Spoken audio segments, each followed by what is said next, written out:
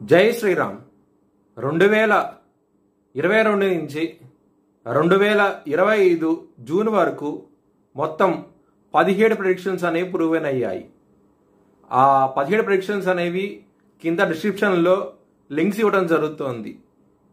2026లో Yogi Adityanath Indian prime మినిస్టర్గా అయ్యే అవకాశాలు ఎక్కువగా ఉన్నాయి. కుంభరాశికి అధిపతి శని కుంభరాశిలో ధనిష్ట 3-4 పాదాలు, శతభిషం 4 పాదాలు మరియు పూర్వభాద్ర 1, 2, 3 పాదాలు ఉంటాయి.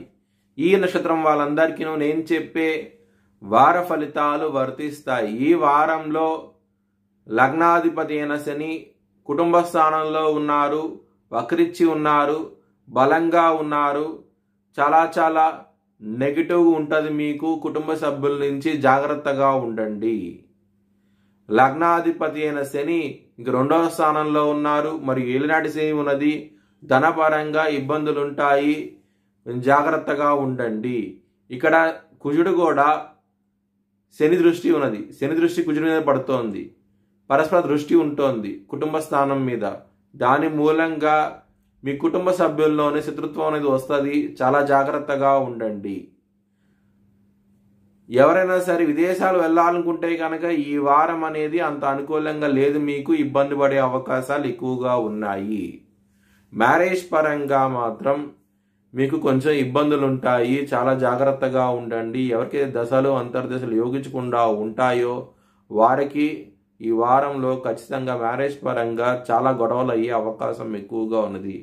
ఎవరైతే వివాహం కోసం ప్రయత్నిస్తున్నారో దగ్గర దాకా సంబంధాలు వచ్చి వెనక్కి వెళ్ళిపోవడం జరుగుతుంది.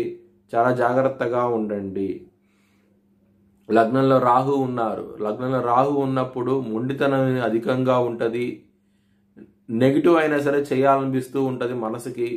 చాలా జాగ్రత్తగా ఉండండి.